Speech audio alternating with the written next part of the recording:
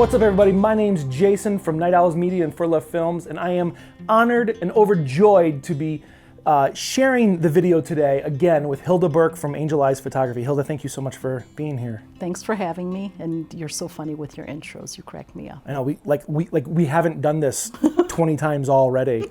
So, Hilda, you are a photographer. Photos are very important and very loved for couples out there for their wedding day, and often much more than video. Usually the photographer is booked before the videographer in some cases. Okay, yeah.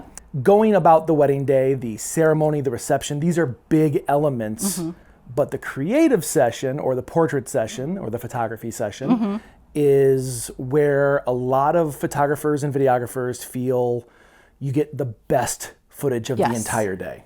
Yes. Can you walk us through why this is? The photo session is within our control, and we get to decide what's the best light, what's the best background, of course with the cooperation of the couple, and we're not having like church ladies breathing down our necks, and by usually that time the family members are gone. So it gives us that time to connect with the couple and just let them be as natural as possible, of course with our guidance, but that's usually the time where they get to relax and shine at the same time. Photo session, for those of you who are planning your wedding day, you're probably thinking about getting ready, you're thinking about the ceremony, you're thinking about the reception, but essentially what is a creative session? A lot of couples don't realize that we need at least 30 minutes minimum, preferably more like an hour and a half. I guess it's the non-planned part of your wedding day, and then it's just about less planned. Yes, it's also less planned and less frantic, where we just make sure that you look your best, and that's featured in your wedding photos and your video, and how you interact and capture all those wonderful little moments that are usually overshadowed by all the people and goings on around you. So we're looking to show your personalities and your love for each other during the photo session and the creative session, which usually it's too hectic and crazy to focus on the connection you guys have because all the goings on. The creative session, I think, is also probably the part of the day where most couples are looking at other wedding photographers and other wedding videographers for examples. Like if you're on Pinterest looking at like, oh my God, I love this pose, I love this setup, we look so romantic. Yes. All of these like best of moments mostly come from the creative session of your day. And a lot of couples don't realize that, and they think that beautiful magical light and that moment where she's spun in the magical light just happens spontaneously. No, we need to plan for it. We need to find the light. We need the time. Or sometimes you need to have the assistant to make the light. Because I'll tell you right now, most of those shots that you see on Pinterest that are just gorgeous don't just happen. That is a 3 or 4 person crew setting that up in that moment to make sure it looks like it's just magically happening. And oftentimes when it involves props such as sparklers or smoke grenades and stuff, that's a post-wedding shoot, not the day of shoot, because it took like 15 people to set up the lighting and hold the sparklers and everything else, and 15 tries to get that shot. So you have to also keep it realistic from what you see on Pinterest. It's not necessarily an actual wedding. If you're looking around online and you're seeing those perfectly posed images with the gorgeous backgrounds and the grandiose locations, sometimes, not always, but sometimes those are secondary day shoots. Sometimes a couple will hire me or Hilda to go out the day after their wedding to go to a more exotic location or spend a few extra hours on a beach where they couldn't actually spend that time on their wedding day. And then we get to incorporate those shots into their wedding film or into their photo album. And it looks like it's all one big part of the story. So your creative session, we always suggest an hour and a half to 2 hours is fantastic.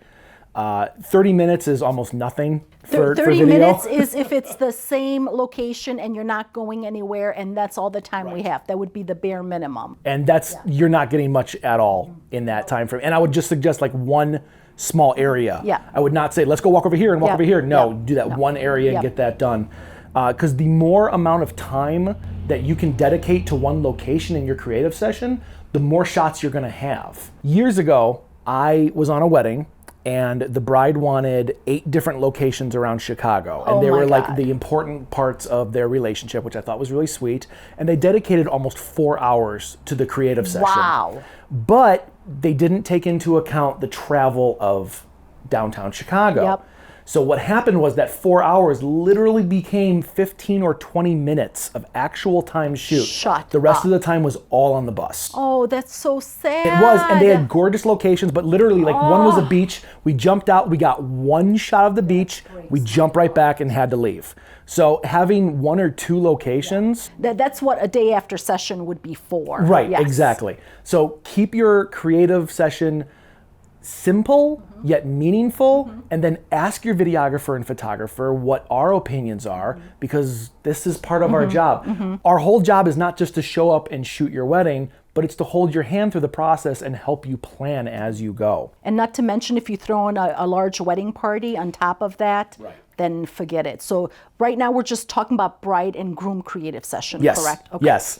Okay, and that's really good to know, is a lot of couples out there think the whole creative session should be about the whole wedding party, and you're never going to get those really cool romantic shots. And usually when I say, let's say we have a 2-hour creative session, I would love an hour of that just for the couple. 100%.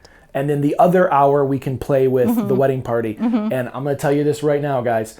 Getting your wedding party together will be herding cats. Yep. Someone will be on a phone. Someone will have to pee. Yep. Someone will have a kid with them who has to run around and collect bugs. Yep. Mom doesn't want to get off the bus. Yep.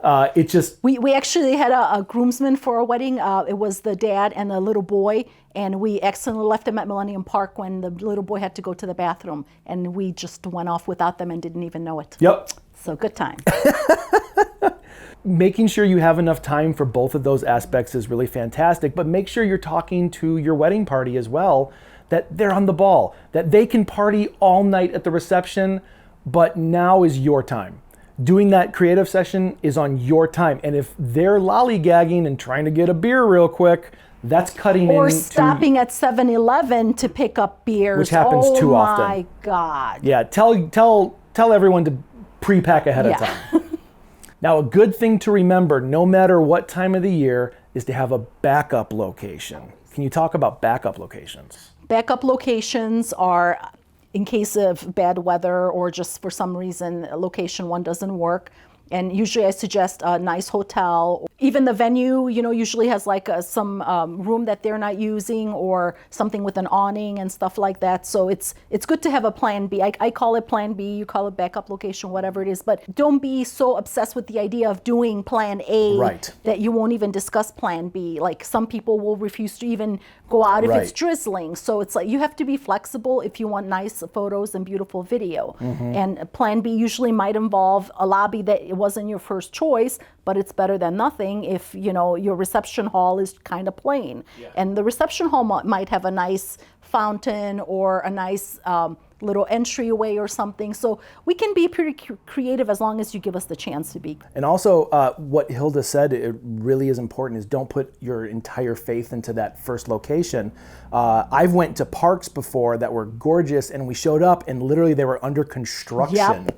I've been to locations where you physically can't get into them. And of course you have rain and snow, but also something people don't really like to consider is sun. Everyone wants to get married in the summer. It's easier for travel, for people with kids. It's warm and bright, and that's what people love. But I would say easily 2 out of 5 weddings, when we're walking outside, people are complaining about the heat. And it could be 80 degrees outside and people are complaining. Not just my chubby self, but like people in the tuxes, brides. That dress might be a little heavier than you're thinking it is. And you're walking around in heels. And makeup and everything else. The dress could be 10, 15 pounds easily. So having that backup location is going to really help you. If you're thinking it's going to be a beautiful sunny day and boom, it's 100 degrees, let's go inside, because let's remember maybe getting that location isn't as important as everyone looking happy and everyone having a good time. Managing your expectations are incredibly important as a couple. And so you don't have your lofty goals, and then if that doesn't come true, then you're disappointed and sad. It's like, just remember what it's about.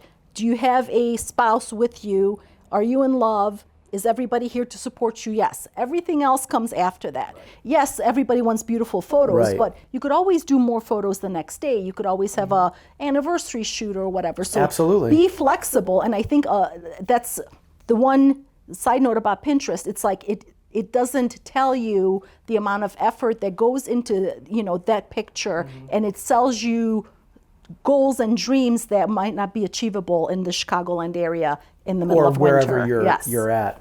Yes. Speaking of that, and let's not think about just the Chicagoland area that we're a part of, but what are some good locations couples can start looking for creative sessions? There's so many beaches, parks, alleys. I like alleys with the cool graffiti, the funky artsy part of town. That's always fun. I love museums. You can go to museums. I love museum campuses on the outside. It could look pretty amazing. Places like botanical gardens, or just gardens that are free, not necessarily a paid, just basically anything that's appealing to you. Think about what you like to look at, what makes your heart happy, and how we can make that happen for you. And I also want to suggest maybe a location that has a variation of things. Yes. So it has like a brick wall, some kind Yes. of industrial side. Yes. And right next to a forest. Yes, exactly. Like there's a famous fountain. Can I talk about Buckingham God, Fountain? yeah. Like if you go to Buckingham Fountain,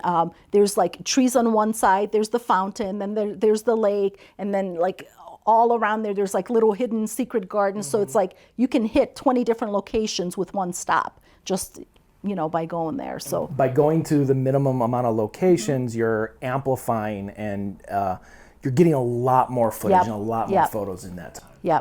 And not to mention, if you're parking in the city, the bus driver has to worry about that, or the cab, so it's parking and all that. It takes a lot of time, sadly, yeah. That list is awesome, but what are some great locations for location B? Favorite restaurants, like a restaurant that you visit often, you could ask them if they mind if we pop in case we need a plan B. Somebody that has a really nice house or a mansion or something amazing like that. If you're renting an Airbnb for your wedding party to, spend the night or the weekend at, can we use that? Like let's keep an area clean. Could that be a good plan B? Of course, going to covered bridges in case of rain, that's a really good plan B. And usually just bring umbrellas. It's fun to play in the rain and play with reflections and stuff like that. That's a plan B. So we can make up a plan B on the spot if the couple's willing. Right. Yeah. It's a good idea to have your videographer and your photographer with you, because if they're driving separately, then we have to worry about parking, we have to worry about losing you. What if we get separated for whatever reason, and then it's a nightmare, and then there is no creative shoot, and you're mad, and they're sobbing in their car. So if you keep everybody together, that's super important for you to make the day happen the way you want it. Let's keep everybody together. I do not like, so if they're lost, I'm okay with that. I just don't want to be lost without them. So this is one of the reasons why whenever a couple inquires with me about a date is I like to ask all this stuff ahead of time before I give a price, because what if they're doing an all downtown wedding where the entire day is they're going from point A to point B, like lots of locations. Just for that reason, I can't bring myself and 2 other people in my car to go to there if we're not having enough time at the next location. And then we might get lost, and then that loses everything. So that's why I'll always suggest another shooter so that I can stay with the couple the entire time, and that my next team can move on to the next location so we're not wasting any time in the process. 100%. And of course, for you guys, it's a lot more difficult because it takes you half an hour just to There's a lot more unload. setup. Yeah. Sorry. Hilda, thank you so much for being a part of this today. My pleasure. Thank you. For everyone out there, make sure you reach out to Hilda. Here is her amazing social media connection. You can find her on Instagram, Facebook, and of course her website, email, everything else. Reach out to her, just don't call her on the phone. That was good.